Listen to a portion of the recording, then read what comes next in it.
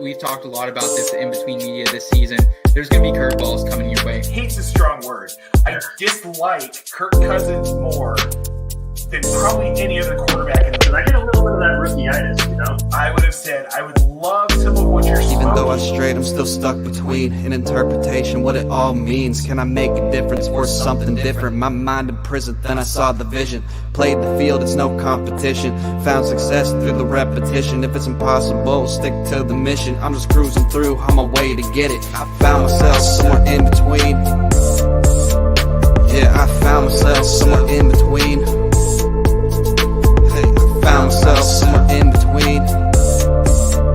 Yeah, I found myself somewhere in between. The In Between Fantasy Football Podcast. So one thing that really sets us apart here is we're not afraid to talk about other things that maybe aren't super fantasy related. Do what you can to become a better person, to become a better human. All right.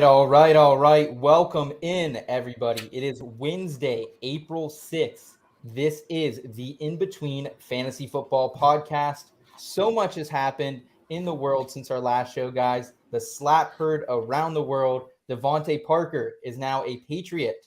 And our old friend MVS, he is now a Kansas City Chief. Seth's favorite. Absolutely. Seth, Nate, and Jen back here with you guys. We have a special guest on tonight, Eric Romoff, founder of Pros and Joes. Eric, what is up tonight, man? How are you doing? Been a kind of a dull time in the fantasy football landscape the last 2 weeks, that is, compared to the previous month. Yeah, I'm doing good. Thanks for having me in.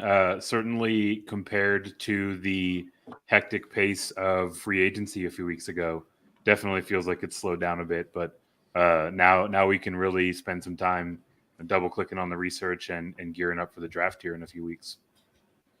That's right around the corner. I'm excited for the draft. We've been talking about so many of these guys. We're going to talk about some of them later, but like, where are they going to go? Is somebody going to trade up for Malik Willis? Like, what's going to happen? Yeah, there's so much going on. We already have some trades happening around the draft. We're going to talk about that later on. Jen, how you doing tonight, man? You holding it down? I know you guys have had a sick kid on and off the last couple of weeks, so I know the poll votes have kind of been, running all over the place dealing with that. Yeah, I mean, we're good. We're just straight ahead and trying to survive every day. That's literally all you can do when you're a parent. Yeah. You're just trying to get by. 100%, guys. Tonight on the show, we are going to have our off-season session interview with Eric, learn more about him and his charity initiative over there. We're also going to play a game of Would You Rather. We're going to bring that back. And we're going to head to the shore for some Shore Things, Sleepers of the Week, Draft Edition.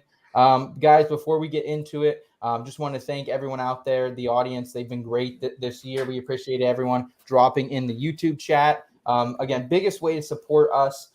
If you're listening to the audio version, subscribe on iTunes or Spotify. If you're on here on the YT YouTube, hit that subscribe bell. You're going to know when we go live, when we have new videos dropping every week for you. So appreciate all the support, guys. We got more off-season content coming for you. Dropped a new column today. Super pumped about that. Guys, let's go ahead and jump into our off-season session.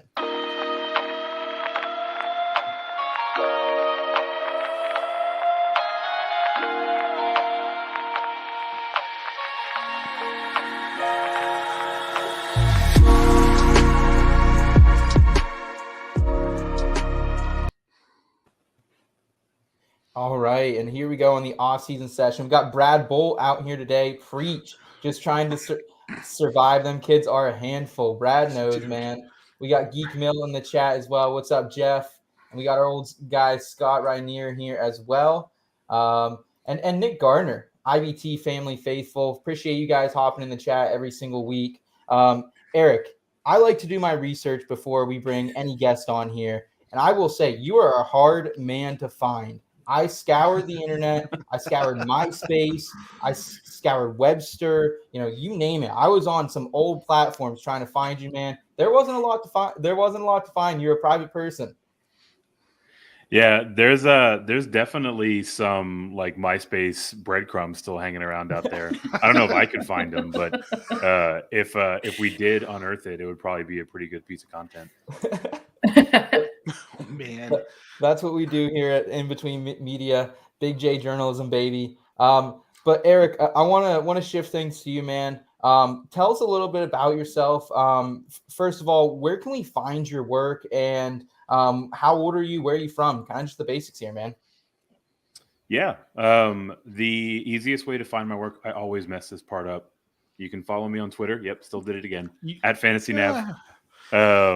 It's all there. Most of my work is either rolling up under drroto.com or going for 2.com. So if you follow or subscribe to either of those, you'll see my stuff kind of trickle across. I am about to be 35 years old. I live in San Antonio, Texas. And I forgot the rest of your questions. No, I think you pretty much hit it all there, man. So Eric, are you from Texas originally then? I am, yeah. We've been in San Antonio forever, but I grew up just north of the Houston area, close to the Woodlands. Okay, H-Town. Okay, so tell me, what was it like growing up around H-Town? How was your childhood, high school, all that good stuff? Yeah, it was pretty cool. The Woodlands is a really interesting area. I went back recently for the first time in a while, and it's just absolutely exploded. But when I was there, it was a bit more in tune with its namesake. A lot of like really cool like nature areas, really cool like walking and bike paths. So, you know, as a 90s kid, like most of my time was just outside, right? Like be home by the time the streetlights come on and don't tell me about your problems kind of thing. Yeah. So just, you know, a lot of kids in the neighborhood, a lot of bike riding, a lot of like just futzing around in the woods and building forts and stuff like that. The Woodlands is a pretty like affluent area. So we didn't quite have it like that, but like most of my friends were like real quick to have like the newest like Super Nintendo or N64 or whatever. So like access to kind of the finer things in life. And it was pretty chill, right? It's kind of a weird point in time to have grown up, you know, sort of right at the dawn of the internet, right? We were always outside all the time. And then all of a sudden we all had computers and we just spent our free time inside. Yeah, absolutely. And Texas down there, if I'm correct, like that really is the home of high school football. And I've read so many books about high school football and the culture there in Texas. Did you play football or any other sports during your time in high school or younger? Younger, I played football. I played football in junior high school. Shout out Danny Amendola was on my junior high school football team. And then I promptly and repeatedly kept breaking one of my feet. And it didn't really seem like that was the bag for me. So kind of fell away from football. As I got a little bit older, it was more towards kind of like the BMX sort of skateboarding kind of thing. But that was really the end of my not so storied kind of organized sports career. Got Tony Hawk out there. Something like that. That was my jam in high school too. I played baseball, but then it's like skateboarding. Wow, this is way better than beating my body up. Which at that point, like fantasy sports, you can't play anymore. When did you start playing fantasy sports? Yeah, so I started kind of riding along with my dad when I was in like junior high, maybe early in high school. Growing up in the Houston area, we were without a professional franchise until 2002 when we got the Texans back. So that was really the part where I like started, you know, paying closer attention to football and very quickly realized that there were many games that my dad had interest in that I couldn't seem to figure out why. So that was kind of the introductory point to fantasy, sort of started explaining the game to me. There was a point where like he was still like walking his like his waiver moves in an envelope to the local bar every Tuesday night kind of thing. That's awesome. In terms of like when I started playing myself, it was a few years later. It was my first year of college. I had like a random part-time job at a mattress store and sort of weaseled my way into like the company league on a Nice. Saturday morning meeting. Nice. That's funny that you bring up your dad with the envelope, and because I remember sitting with my dad, like hand scoring leagues. Yeah. It That's was like the awesome. only reason why we had a subscription to USA Today, right? Yeah, right. Was your dad also going down to the local bar to turn that in? Because I think that is absolutely golden. Like, I would love to just like walk down to the local watering hole on a Tuesday night and like give those waivers in person. That sounds awesome. That does Yeah, sound it awesome. seems super like kitschy. I'm sure it was a pain at the time, right? But like looking back on it, it's like, oh, such a Yeah, simpler right? time. Yeah. 100%. Absolutely. Eric, so after high school, after you get into fantasy sports, then you eventually go to college at University of Texas at San Antonio, if I'm correct on that. What led you to that, and then how did that get you to where you are today, which I believe you're the chief of staff at a company called Senca? Yeah, Sencha is where I toil away for my day job. In terms of how I made it to UTSA, to kind of live up to my sort of skater slacker vibe, it was one of the few places I could get into without writing an essay based on my SAT scores, where I had like at least a small handful of friends heading that way. So kind of checked all the boxes for me. In terms of how it kind of led me to what I'm doing with Sencha now, it sort of didn't. I kind of bounced around a fair amount in college, switched majors a lot. The majority of my course of study was in geographic information systems. It's like the software they use to build maps. So that was really cool, like a little bit creative, a little bit scientific. But that literally has nothing to do with what I do here in the fantasy space or for a day job. Sencha is it's essentially a technology company. We're a JavaScript framework. Okay. Awesome. So now that we've talked about your college, this is something I've been excited to bring up with you, partially because I'm hoping to be a part of it next season. Can you kind of tell our audience a little bit about what Pros with Joes is, first of all? Yeah, we are a charity fantasy football league. We just wrapped up our second year in existence last season. I guess what's a little bit unique about our structure and our format, all of the pros who are participating are raising money for a charity, a cause that they hand select. Nice. So really cool to kind of hear all of the stories behind why people are choosing the causes and how those causes, have touched their lives, everything like that. In terms of how we actually play, another kind of interesting wrinkle, every single one of our teams is a pair of co-managers, a pro and a Joe. So basically anyone out there that listens to or consumes fantasy content and has wondered what would it be like to, co-manage a team with Nate or with G-Man J or Dave Richard or Adam Rink, kind of pick your poison on whoever your favorite analyst is. This is an opportunity to A, contribute and give money to a cause that they care about, but B, have a chance to play and co-manage alongside them in a league of experts.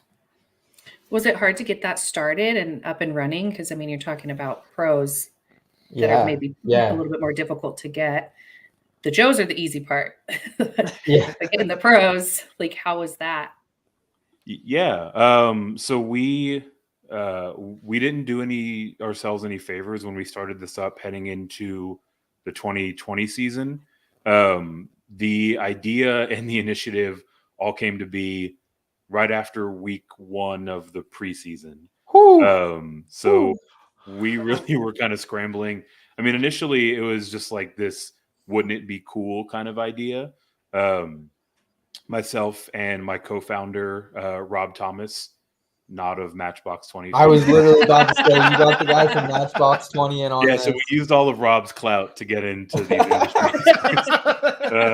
No, so I mean, originally it was just us scrambling literally in everyone's DMs, like being the annoying ones responding to their posts with content like, hey, you should play in our charity league. We thought we would be lucky to scrape together like 10 people, and then like we would just pretend to be pros and kind of keep it moving. And very quickly it just kind of snowballed and took off. Probably the biggest jumping off point, shout out to Marcus Grant. He couldn't play in the first season. He did jump in last year, but when we hit him up, he was unfortunately unavailable. He was apologetic about that, but he literally just like opened up his Rolodex. Like we had all kinds of intros to tons of people that he worked with in the industry. And that was really like the jumping off point where, even though he didn't have time to participate that year, he did a lot to really advance the ball for us and open a lot of doors for us. So he was the real MVP in that first season. And it, very quickly shifted to, instead of us doing a bunch of outreach, we had people pinging us to see if they could participate. So it was super fast, super frenetic, but a fun ride for sure. And what was the mission behind it, Eric? Like what did you and Rob Thomas, like, how did this idea kind of come about? I don't know if you guys were just like jamming out to some She's So Mean or any of those great Matchbox 20 songs together. But what led to this, man? Yeah, I picture Rob having all Matchbox 20 songs on loop 24 hours a day. Oh, I would. So I guess kind of the origin story, our eventual champion for year one, Dave Richard, on an episode of the CBS Fantasy Podcast, suggested that he would be willing to co-manage his spot in the Expert League with one of their fans. And there seemed to be a pretty big outpouring of interest and support in that. So Rob heard that episode. He saw some of the interest that kind of fell behind it, and had the idea of, well, what if we tried to make a league that was structured like this? Could we potentially raise some money through that? Very quickly got in contact with Dave. He said that he would be down. So we had a little bit of traction and really just ran with it, right? At least for me, I can speak for Rob as well. Going through the first half of 2020, had us both feeling introspective, and thinking about ways that we can maybe help outside of our own little bubbles and the things we do every day. So there's sort of that philanthropic through line there. Obviously, in the fantasy football community, that's a very common theme, right? Scott Fish has done a ton of awesome work to make that one of the social norms of this community. So we thought it would be an interesting take on a charity league and just another vehicle to try to do some good with this kind of silly game that we all love. Wow, that's awesome. First of all, shout out Scott Fish, goat right there, and then shout out Dave Richards too. I mean, that's goat stuff right there, man. I mean, like, Dave's the man. I don't know him personally, but I always hear him on the pod, and he's just a super inspiring guy. So, Eric, that's awesome though that you guys took that initiative, you took an idea and you ran with it, and to do it all in the name of charity. I mean, that's one of the awesome things about the fantasy football industry. So I appreciate that, man. That's awesome. And then, like, were there any like times during this trying to get pros, trying to get Joes, orchestrating, going through the crazy 2020 and 2021 season? I mean, the most unpredictable NFL seasons we've ever seen. Were there any trials and tribulations during this time at all? Yeah, tons. So I mentioned that we made it hard on ourselves from a timing standpoint when we first started. As we were really just kind of spitballing about how we could make all of this work, I should probably zoom out a little bit. The way that we pair Pro and Joe, every single one of our pros is essentially a prize in a sweepstakes. So people go to their donor page, they donate however much they feel comfortable with, and that is converted into entries in this sweepstakes.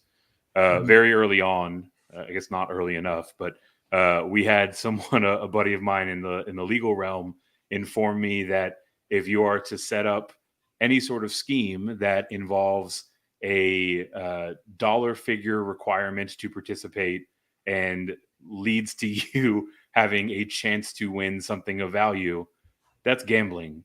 So for like 2 weeks there, we were kind of setting up a pseudo gambling ring. So we we really had to be careful about the platform partners that we worked with, about word choice. These are all sweepstakes. They are not raffles. There is the opportunity for free entries. I don't know if you recall, like on whatever the Lucky Charms commercial, when they talk about whatever their promotion is, at the end, they do the word salad of like, no purchase necessary, not eligible to people in these states and all that. Yeah, we got really familiar with all of that language because that's all of like the lane that makes it a sweepstakes, not a raffle. Wow. So that was really fun. Like, thinking if we might be like facing like a RICO suit somewhere down the road for trying to raise some money for charity. We've got all those ducks in a row. 2020 was wild. We were running on MFL. It was my first time commissioning on there. We had games love MFL. Like 7 days love a week. MFL. Learning curve, but love MFL. It can literally do anything you want it to do, but learning it with a 118 person tournament is not the right place to do it. So tons of bumps and bruises and skin knees there. And then randomly, probably the biggest and ongoing trial and mystery, Rob Thomas has disappeared like 4 weeks into the first season. No more texts, no more phone calls, no more DMs, just gone. So Rob, if you're out there, I still love you, brother. We still have a home for you. Wait. Are you serious? Wait, yes. So you're telling me the guy you started Pros and Joes with, like, ghosted you after the first couple weeks of it? A year, like almost 2 years ago at this point. Yeah, like a fart in the wind. Did you know him? Did you know this guy? No. I mean, we'd interacted sort of here and there on Twitter. We got to know each other very quickly. We were talking for hours at end every single day for a couple months there, and just out of the blue, he was gone. And so I didn't know him well enough to know his family life or family situation. I didn't know if something came up there or whatever. Yeah. I've certainly been known to put my foot in my mouth a time or two, so I didn't know if maybe I got under his skin. At first I thought it was just kind of this happenstance thing, and then as we continued to grow and continued to raise money, solid Scott. For the audio listeners, we have Scott here in the YouTube comments. He probably went on tour. Probably, yeah. But yeah, as time continued to go on, we continued to raise money. I almost got like a little paranoid. Like, wait, how well did I know Rob? Really, he has access to all of the accounts where the money's sitting and like our database of people's contact info. So like, I hope you changed some P-dubs, man. Yeah, he's alive, right? Like, change. It seems like it. Either that or someone is very periodically updating his Facebook page. But yeah, I mean, like he was super active. I think he was a moderator in one of CBS's fantasy communities, and like literally it just like stopped. You just completely unplugged from the fantasy world. So I can take a hint. I'll ping him periodically. I haven't heard back, but like I said, you've still got a home here, Rob, if you want to come and keep this thing going. Shout out to Rob, man. Hope you're doing well out there, man. That's probably one of the bigger like bombs that's been dropped on this show. Like that was wild. That is crazy. Big J journalism tonight, Nate. Big J journalism, baby. Let's turn this story around. I want to know what's your favorite thing that's happened because of Pros with Joes? Like your favorite memory from doing all of this. And it can be that Rob disappeared. I mean, this is completely up to you. That is far and away not my favorite memory. Not only was it like a really trying time, but I miss working with Rob. We had a good thing going. Rob.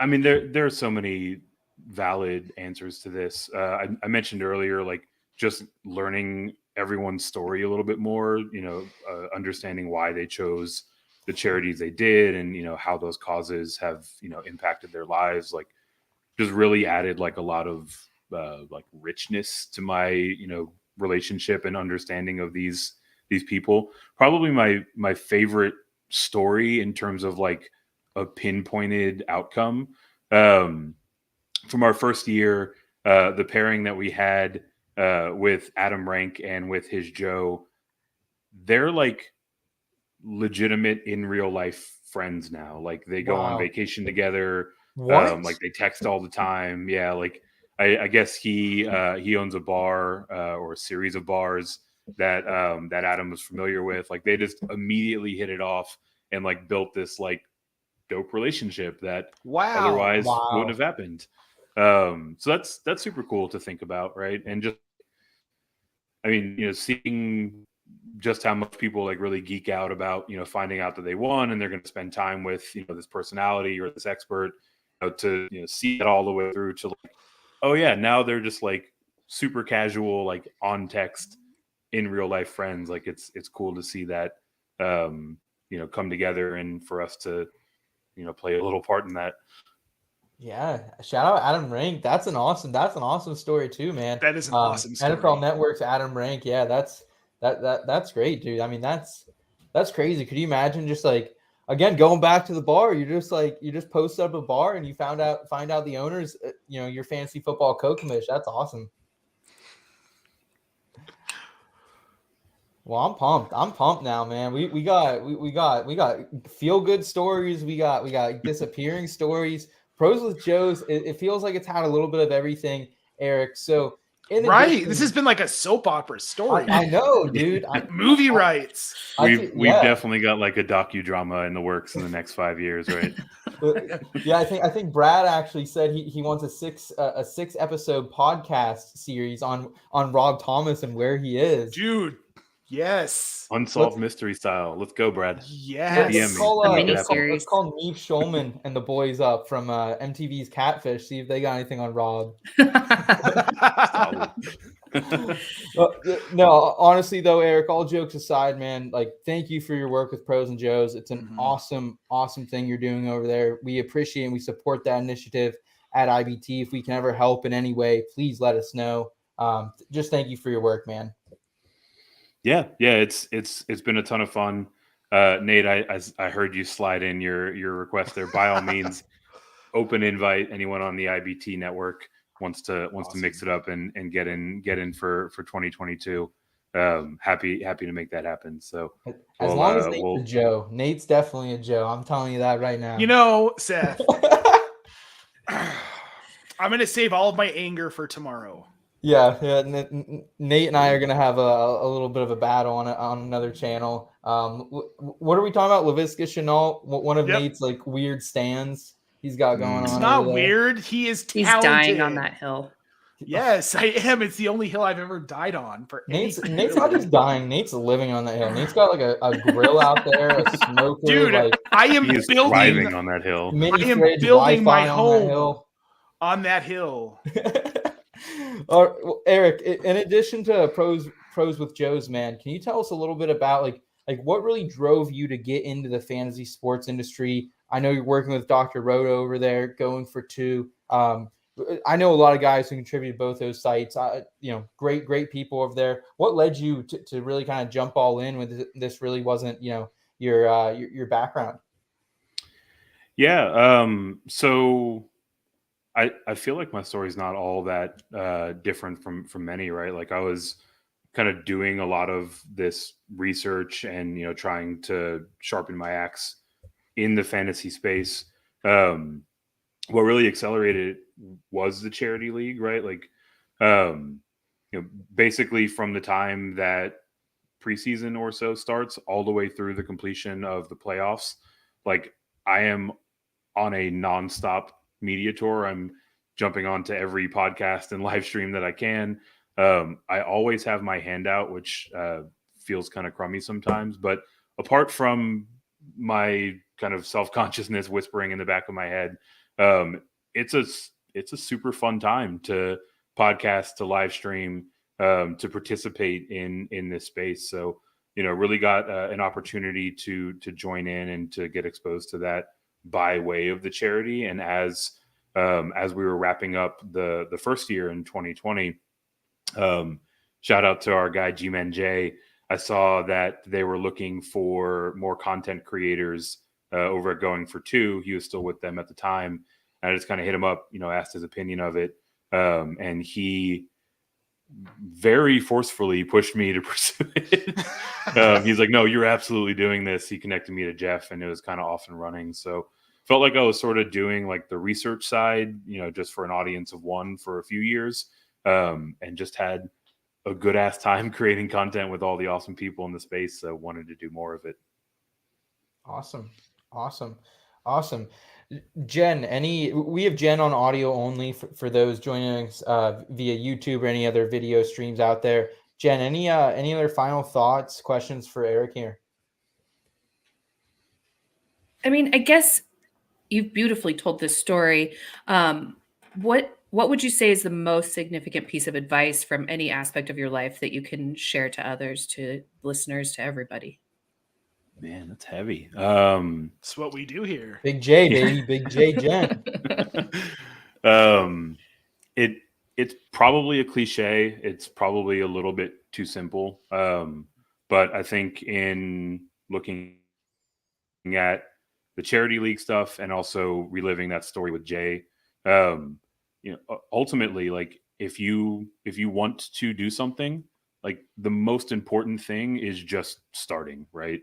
It can be for an audience of one if you want to be a content creator. It can be, knowing that you're going to create some busted ass tables if you want to get into woodworking or whatever it is, right? Like the most important thing is just like taking that first step and knowing that it's probably not going to be perfect. You're probably going to skin your knee along the way. But that's, that's part of the journey. And, before long, you'll get into a rhythm and sort of be upset at yourself for not taking that first step sooner. Couldn't agree more. Love it, man. Powerful stuff here from Eric. Eric, well, we appreciate you coming in, telling us your story. If you mind sticking around, we do have some fantasy football to talk about as well. Yeah, let's do it. All right, guys, we're going to kick it off here with some Would You Rather. Risky business, so that fair to say. Are you that hard on the rocks? We're chilling with a cold one, even bold one, or hold back. Would you rather? This ain't no simple matter.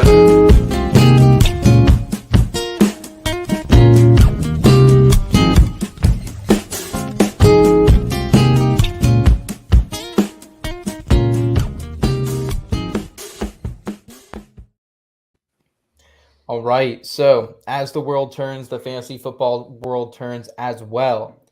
Since the last time we talked, we alluded to it earlier, Devontae Parker finds his way to New England, division rival there, staying in the AFC East, that is. We got him over there. We got MVS on my most hated list. Nate knows that. He heads to the Kansas City Chiefs, link up with Patty Mahomes and the boys. So I want to bring them into this discussion here. I'm going to throw two other receivers into this. But first question for you guys is, would you rather draft Devontae Parker, MVS, Corey Davis, who remains with the Jets? They could be taking a Drake London, a Garrett Wilson at the top of the draft. We've heard a lot about that. Or Donovan Peoples-Jones and DPJ. Nate, you've been on this guy for a couple of years now. He's finally getting some buzz. He is the Browns' number 2 wide receiver as of now. The Browns don't have a first-round pick, so it looks like he has a chance to at least cement himself possibly in that role. Jen, I want to start with you, fam. Who are you drafting out of these four here? I mean, for me, honestly, none of them are ideal, but Nate has me on the Donovan Peoples-Jones side. I mean, he's just been preaching that as long as, he's been preaching Laviska. So, but he makes solid points, and I think that they're all valid. So of those four guys, I mean, it's just kind of scary to see Marquez Valdez-Scantling there in Kansas City, because I don't know that he's going to get much. So, yeah, I'll stick with Peoples-Jones. Nathan, you going to agree with your wife here?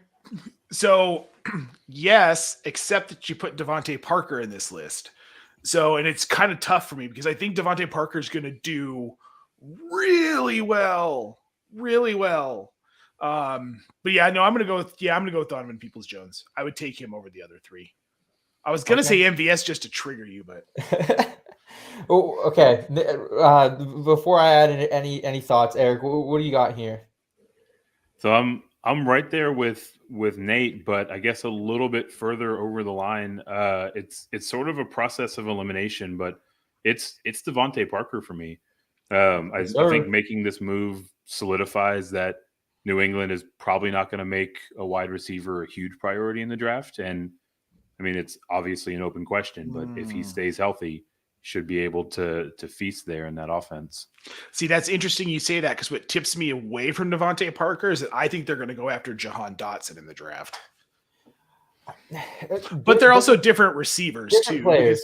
Dotson's more of a slot guy. I think unless New England goes wide receiver in the first round, Devontae Parker is going to be the X. He's going to be the number one wide receiver, split out to the weak side of the offense here. And I think I'm with you here, Eric. I think it's just like a higher out of all these guys. I see the highest target percentage going to Devontae Parker. Mac Jones is accurate. We know that. Nate's been preaching that one for another couple of years as well. But Mac just a Jones, year. Almost a 70% completion percentage as a rookie. He looked really good in that department, and he hasn't had a big-bodied guy. Nelson Aguilar, RIP, that experiment did not work. So I really think Parker is going to come in here. I think he's going to slot out. None of these are great wide receivers. Like, I think realistically the ceiling for most of these guys is a wide receiver 2, but more than likely they're a wide receiver 3 or 4 this year, I would say most likely. Any other, is anyone intrigued by Corey Davis at all? Because I am not, because I really think the Jets could be adding another X in this draft. And guys, Zach Wilson is still the quarterback. You've been preaching that all week on Twitter, Nate. You've been preaching your hate for Zach Wilson all week. He's just yeah. Can't. Okay, what about MVS? Is anyone like God, no. Are you excited at all, Eric, for MVS in Kansas City? High flying guy, deep threat. No Demarcus Robinson, who kind of played that role okay the last few years. Yeah, I mean, I think you probably just set it up perfectly, right? Like if he's stepping into the Demarcus Robinson role, there goes my interest in MVS, right? We saw them acquire Juju in free agency. While he certainly isn't the same caliber player, Mecole Hardman was very much so drafted to be a Tyreek Hill replacement down the road. I think that there is a decent likelihood we see them look at maybe a day 2 or day 3 wide receiver as well. So if they don't make that move, maybe at ADP, worth a dart here or there, but I'm not too excited about getting the next version of Robinson. Yeah. Yep. 100% agree with you guys on that one. Let's go ahead and move forward to our next question here. Eric, I want to start with you. Would you rather get smacked by Will Smith, the Fresh Prince himself, on live television, or would you rather draft Kirk Cousins in the first round of a non-superflex league? So a little bit of sabotage, self-sabotage there, or getting smacked in the face by Will Smith. Can I take my turn at this Big J journalism thing and ask the clarifying question? Yes, sir. Do I actually have to eat that slap, or do I just need to find myself in Chris Rock's shoes as Will Smith is closing on him? Oh, you got to eat it. You got to take it. I'm taking Kirk Cousins. I am smack, man. I am a lover. I am not a fighter. I do not condone violence as it is. Also, like with my luck, I probably wouldn't be able to stay on my feet. I'd like crack my head open on the stage or whatever. But a more practical response, right? Like when I read this question on the show sheet, I almost took it as, would I rather get smacked in the face by Will Smith, or would I rather pick up a dynasty orphan where Kirk Cousins is the quarterback? And it's probably the latter, right? I mean, it's not the most optimal play out there, but you can certainly recover from that Whereas I don't know if I would be back on my feet if that's like a few weeks ago. Jen, what do you got here? We got Kevin O'Connell coming into Minnesota. So Kirk Cousins, I think he's a sneaky value once again here. I said it last year. I project him as a QB1. He was. Nate's been hating on him, but if there's a chance to unlock Minnesota, it's with Kevin O'Connell, and it's here in 2022. You taking the shot with Kirk Dizzler, or you taking the smack? Wait, me or Jen? I thought you said Jen. No, it's totally sorry. Jen. Yep. I'm going. Oh, sorry. I was going in and out. I didn't even get to hear the last part of what Eric said, but I'm going to go with the smack just because that's so temporary. I can handle a punch for that moment and public humiliation for a minute, and then I get turned into a meme. So like that's pretty cool. Right. But Kirk Cousins for a whole entire season, like yeah, bro. Kirk Cousins. Dude, I'll take this a step further. Will Smith can kick me in the balls. And I still will take that over drafting Kirk Cousins in the first round of a non-Superflex league. Yep. But to Eric's point, inheriting an orphan, and you're stuck with him. I'm going to take Dizzler, man. I'm taking Dizzler. Like, dude, like Will Smith, like, I don't know, dude. He's probably in pretty good shape, you'd think. Like, I mean, that dude's got like some private chefs, probably, private fitness trainers. I'm not taking a smack for one and getting up and, like shout out Chris Rock. Like, can we just get like an applause for Chris Rock? Like, that dude just tore it up. Right? I mean, just kept going. I mean, I think his net worth probably went up like a couple mil after that night. Oh yeah, he's a big winner from all this. Yeah. Go ahead, Nate. You were going to talk about ticket sales. Oh yeah, so he had 2 shows in Boston. Like his shows had been selling out, but like it was taking a while for these shows on his tour to sell out. He had 2 shows in Boston sell out faster than an entire month's worth of shows had sold. Ooh. Like, well, yeah, he's got material for like a decade off this. Easy. Yeah, right. Oh yeah. Stock up for our guy Chris Rock, and stock up for Kirk Cousins, man. Look ahead. Look at the bright side here, Nate. I'm taking Kirk Cousins in a couple leagues. Look ahead to when he's not the quarterback in Minnesota anymore. Shots fired again from Nate. Let's move forward here, guys. Another big piece of news here within the last couple weeks. We have the Eagles who are trading out of one of their first round picks. They're giving it to the Saints there in the teens. Now the Saints are loaded with 2 first round picks here. A lot of people are saying maybe they're going to make a push at one of these quarterbacks. People are saying maybe they're going to make a push at wide receiver to equip Jameis Winston to the best of their ability. So, question is here, would you guys rather have the Saints draft Malik Willis or Garrett Wilson after trading with Philly? So one of those teen picks, who would you guys rather see? And I would like to throw this out there too. If you want to trade out one of these players for another of the position, like Malik Willis or Kenny Pickett, Garrett Wilson, Drake London, I think those are pretty similar players. So feel free to. But Eric, what do you think here, man? I will answer this question entirely selfishly. I mean, there's a logical consideration. I don't think Malik Willis makes it to them in the kind of midway through the first round. But also, I have been stacking up Marquise Callaway shares in best ball all offseason, and I would like it very much so to see Michael Thomas head out of town and for them not to go all in on a wide receiver this year, because I am personally invested in it. Always the right answer. Always the right answer to be selfish there, Eric. Jen, what about you?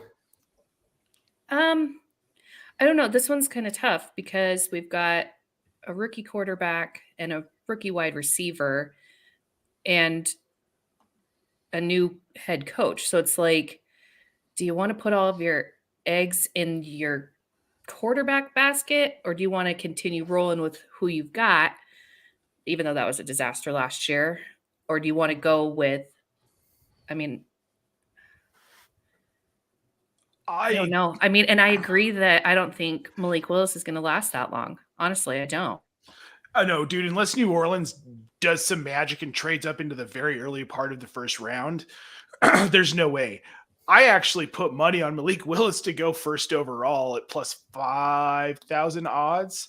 So, Oh, wow. Holy cow, Nate! What are you? That's pretty bold. Nate. I mean, okay, top 10. Jen. Obviously, you didn't know about this. You don't have control of the DraftKings. it was sportsbook account. $3. It was $3 with a really good. I win $126 if he goes first overall. It was $3, and I won. Right. Here's the thing. That's a pack of snuff, man. That's a roll of snuff. You're shit out of luck, man. Well, it's a good thing I don't like chewing tobacco, Seth. The thing So is, Nate, it's sounding like you would not choose Malik Willis. You're going with somebody else like I'm going Garrett Wilson. I think if they can get it's another not a bad receiver, choice.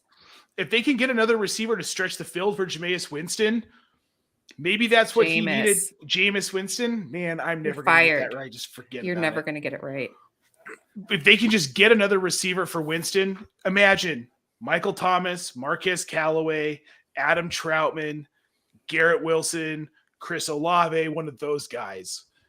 Maybe that's all Winston needs to be a stellar quarterback. And I feel like they're smart enough in the front office to see that they have something in Winston. That's why they re-signed him. I can't see them going quarterback. I can't see them giving up the draft capital to move up to where they can get Willis. Receiver makes sense. Or like Brad said, watch, they just go offensive line or linebacker or something else. Yeah, that's it's tough, honestly. I think I agree with you though, guys. I would rather see them take Garrett Wilson or a Drake London, one of those guys. Even a Chris Olave. I didn't really think about that because in all of the mocks that I've done, I have him going either the Packers or the Chiefs selfishly, just because I love Chris Olave. But I think you might be right here, Nate. I think that actually could be a good fit. Just give him an underneath receiver that Jameis Winston. I mean. Though, if like someone like Matt Corral goes here, like I could see them taking Matt Corral. I've seen that in mocks, and like Matt Corral loves the slant, man. He would feed Michael Thomas to life, man. Yeah. We don't even know if Michael Thomas is going to be there, though. I mean, it doesn't sound like I don't know. That's a conversation for another show. Yeah, 100%. That's going to be in our conspiracy show with Eric when we talk about Michael Thomas. Will he play? And Rob Thomas, will he reappear? And are Michael Thomas and Rob Thomas related? Right? Is Rob Thomas actually Michael Thomas? Oh, that's why we haven't seen either for the last 2 seasons. They're mystery solved. We didn't need solved, 6 baby. episodes to figure that out. Fecal is Einhorn. Einhorn is fecal. All right, guys. So a little more minority news, NFL related here. Since the last time we talked, I don't know if anyone's a professional wrestler fan. I'm really not, but Pat McAfee made his WWE debut over the weekend. Dude. Rocked a backflip, rocked a box jump up into a suplex. Stone Cold Steve Austin, stunnered, just absolutely memorable moment. Let's just start with thoughts on that. Nate, you seem pretty happy, man, for someone. Well, I don't know anything about WWE wrestling. You're saying Stone Cold Steve Austin. I thought he retired like years ago. But I did see the video of Pat McAfee doing the backflip off the ropes. And that blew, like, I watched it and I was like, it was like one of those literal, like, moments. Like, homeboy, is there anything you can't do? Like, for real. I love Pat McAfee. Like, love him. So are you going to WrestleMania? No. Okay. Yeah. I'm going to the draft. Okay. Wait. I didn't even get to the question yet. We were just talking WWE here. Eric, did you see the Pat McAfee clip that we're talking about? Yeah, I did see the clip. I'm a little bit removed from kind of active viewership in the WWE world, but for sure. I mean, it's wild. Like, this dude was the punter for the Colts, and now he like literally does everything. It's crazy to see like this like weird arc that he's on. Good for him. Shout out Pat McAfee, man. I mean, that right? Can you? I mean, NFL punter, media mogul, just an absolute beast. Pat McAfee is. So also in the news, guys, Detroit Old Rock City, man. They're gonna be hosting the 2024 NFL Draft. Good for Detroit. They go win here finally.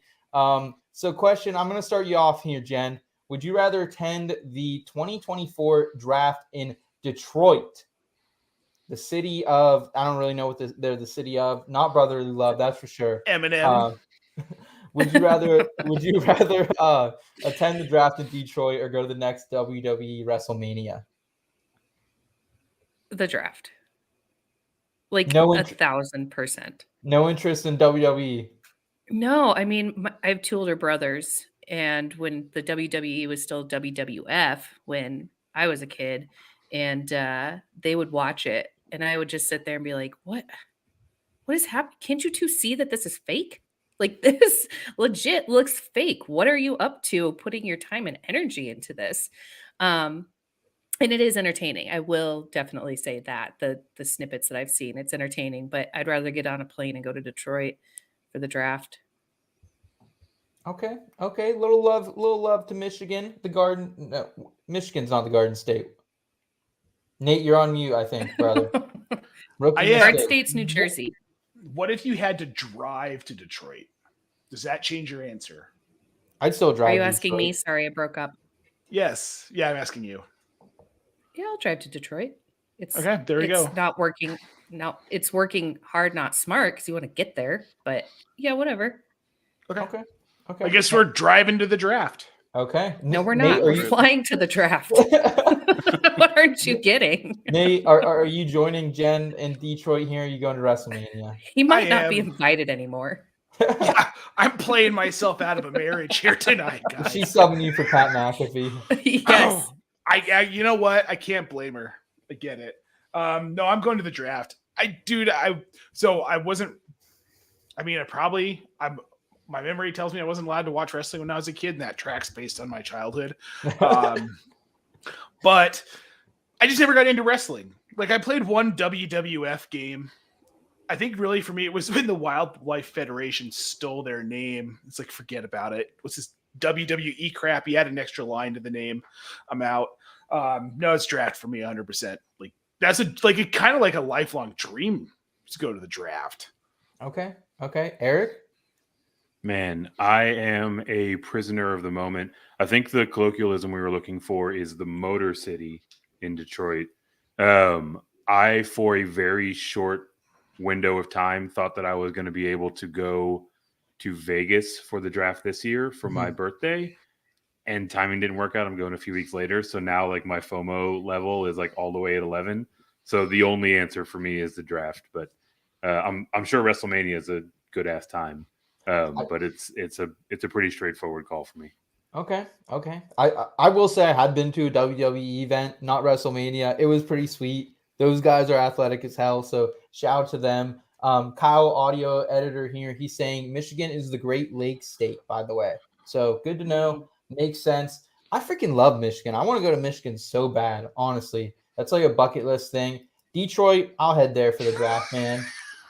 I don't know what's good in Detroit, but I'll pull out Yelp. We'll kind of find our way around there. We'll go hang out with Beastie.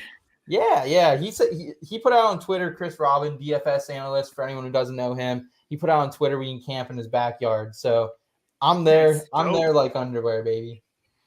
You have to read Scott's comment out loud. Okay, here we go. For the audio listeners, Scott Rainier, co-host In Between Fantasy Football Podcast, host of Pulp Fantasy, author of The Mondays. Scott Rainier. I'd rather run backwards to Detroit for the draft than WrestleMania. Okay. And he's in California, so that's quite the run. No, he's in Washington State. Washington. I just put him over there on the West Coast because that's a much colder run. We got Jess here in the chat. You're all up north. All the WrestleMania tickets. All right. Fair enough, guys. Well, this has been another edition of Would You Rather. We'll be sure to bring it back here in a couple weeks from now. Let's go ahead and round out the show with some sure things, sleepers of the week, draft edition. It's the sure thing. Sleepers of the week.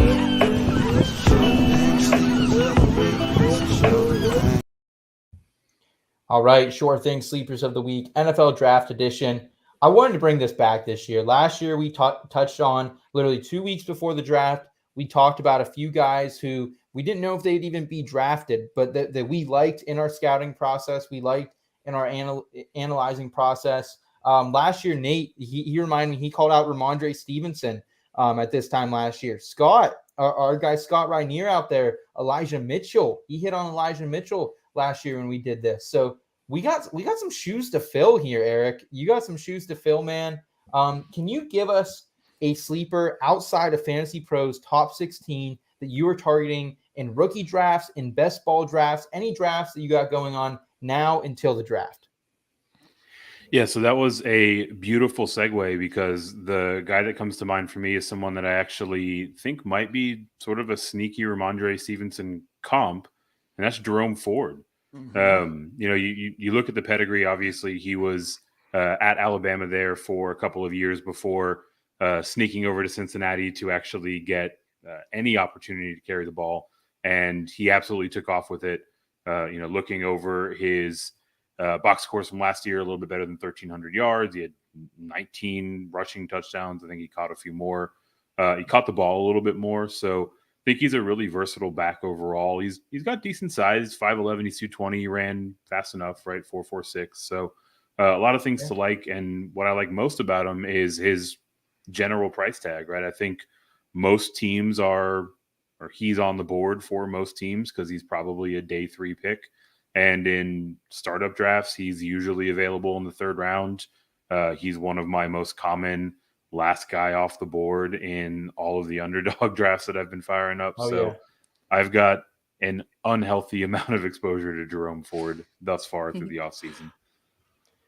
I like that, man. Jerome Ford looked really, really nice. And, you can say whatever you want about Cincinnati's strength of schedule, but even when they played some of the tougher teams, Jerome Ford still put up a really good fight. I don't know how good that offensive line really was in Cincinnati either. So I like that call, man. I just actually was digging into his tape a couple weeks ago, and I really liked what I saw. Definitely vaulted him up my rankings a little bit. So Jerome Ford out of Cincinnati, him and Desmond Ridder, man. I mean, they really put themselves on the map this year. So shout out to them, dude. Good for them. Get that bag. Yeah, he blocked really well for Ridder too. Some of that stuff that's going to get him extra run on the field, right? Oh yeah. All right, Jen, what do you got for us here? Sure thing, sleeper of the week, draft edition. So I am taking Jeremy Ruckert. I feel like right now, well, for the last year, 2 years, the tight end class has just been garbage. And Ohio State, they didn't use him enough. And I feel like he's that big guy. He's 6'5" and like 230, 250, something like that. I think he's going to be a contender depending on where he lands. So I feel like he's far too low in mocks and on consensus rankings. So I think he's going to do well wherever he goes. It's like everybody's just like, the only tight end in this class apparently is freaking Trey McBride, man. Yeah. And I get it. Because he was outstanding. But Jeremy Ruckert, like Jen said, Ohio State just doesn't use tight ends. But if you watch how this guy plays and when they did use him, he has like Dawson Knox profile almost written all over him, but a little bit more athletic. The only issue I'll say with like Jen, I think you're on here with Jeremy Ruckert. I saw him. I watched a lot of Big Ten football this year, and I saw him play. He's an athletic guy. I completely agree that Ohio State, they just don't scheme that way. Only thing, if you are drafting a tight end, whether it be, especially in Dynasty, because I mean, I feel like he's a good target in Dynasty, but you're going to have to wait a couple of years. Like I remember I had Dawson Knox as a rookie on a taxi squad for like 3 seasons before he really took off. So are you suggesting maybe, Jen, that he could have a year 1 breakout, or is this more just stash and hold? No, type he's situation? a stash. Yeah, he's definitely a stash and hold. Like year 1, I think he's going to be hard pressed to be given the opportunity to really showcase what he can do, unless he has that just like crazy random game that just skyrockets him on the trending reports. But otherwise, I think he's going to need a year to develop. And then I think we could possibly see him as, top 5. Okay. Top 10, especially as people are aging out and injuries. And that's a fair point. We don't have a huge pool to begin with of elite tight ends. So here's a question for the room. Jeremy Ruckert ends up in Minnesota. He's essentially Kyle Rudolph. I would like Cincy. I wouldn't hate Cincinnati either. They lost Uzomah. Yeah, I think they just brought in Hayden Hurst. I think I just saw that come across the bird a couple days ago. But Washington could be a good spot for him. No, since he doesn't work, they already have Thaddeus Moss, man. Oh, yeah, okay. Oh, yeah, that was Nate's freaking sleeper from hell last year, putting on a draft guy. That one did not pan out at all. Jeez. All right, Jen, I like the Ruckert call, though, in all honesty. All right, Nate, what do you got for us here, man? Last year, you had Ramondre Stevenson. You made your meat, man. You got it done. Can you do it 2 in a row? I think so. So the guy I'm looking at is Jerrion Ealy out of Ole Miss. The dude's just talented. And here's something. He's small. He's slight. And you're always going to get a knock on running backs in the draft that are under 5'10". Pretty much always, unless their name is Barry Sanders. Ealy's 5'8". He's slight. He actually might be a little bit smaller than that 5'8" tag. But watch the dude run. He blows through holes between the tackles like a guy who's running at 6'1", 6 foot, something like that, much bigger frame, but he finds the holes and he's small. So he's really slippery. That's not even the best part about him. He's an exceptional route runner. Ole Miss was lining him up as an X receiver. They were lining him up in the slot. He was a big part of their passing game. And with Matt Corral also coming into the NFL here, Corral was really good at getting in the ball, but he helped Corral be a better quarterback. Think about teams that need a running back like that, like pronto. There are a lot of teams. Houston, Chargers, San Francisco could use another back. There's a lot of people who could use the services for sure. Exactly. And especially a team who's, maybe New England. Maybe he becomes a slot presence in New England where it's like he's less a receiver and more of like a Cordarrelle Patterson type where get some running work, get some receiving work. But Ealy would be the guy who would become the Wes Welker, Julian Edelman, Danny Amendola guy. I kind of think hear you say the next Debo. I've heard that. I don't know. The thing that's crazy about him is he's probably going in the 3rd or 4th round of the NFL draft. That's what I was going to say, Nate. Do you see him as a day 2 pick or more of a day 3 pick? Probably like backside of day 2. Okay. Maybe front side of day 3. We'll have to see. It's hard to say. It's tough with these types of players only because they very rarely hit in the NFL. Some of these smaller profile type guys. I love Lynne Bowden. He kind of I haven't really got deep into his tape, but from what I've seen, just clips, it's been a little Lynne Bowden-esque and, kind of. Sure, that's fair. He's quicker than Bowden, but yeah. Tariq Cohen is the only guy that can, I can remember that he reminds me of that I'm just like, wow, yeah, that guy's got some wheels and, some juice. Well, and think if Tariq Cohen could have stayed healthy. That's talking about him a lot differently. That's my ride or die there, Tariq Cohen, bro. I still got him on some dynasty teams. I'm not giving up. Not yet. All right, Seth, hit us with yours. All right, man. So I just want to come out here. I could be completely wrong with this, but I really think we are all lacking on James Cook. First of all, let's break down this a couple ways because there really is a few narratives out there I just don't think are fair. The biggest issue with James Cook, running back out of Georgia, he was the number 2 running back for the national championship team behind Zamir White. And we've seen this a lot in the past. Damian Harris, he was actually the number 1 a lot of times to Josh Jacobs, number 2 at Alabama. Nick Chubb, Sony Michel, Georgia, same type of thing, split backfield. If you want to go to the wide receiver position, Justin Jefferson was overshadowed by Jamar Chase. So like a lot of people, Michael Carter, Javonte Williams last year, a lot of people always discount the number 2 guy kind of living in the shadow there a little bit. But I mean, dude, if you look at James Cook's tape, he pops to me. Absolutely pops. 5'11", 190. So, definitely a smaller guy compared to Dalvin, at least, girth wise. But he is, at least a little bit taller. But, to me, like, he doesn't maybe have the true 3-down skill set, but he can do a little bit of it all. He's a change of pace guy who's going to get there. If you look at this guy's route running, he was beating corners, SEC corners too, on a lot of these wheels. That's a lot no of these small posts. feat.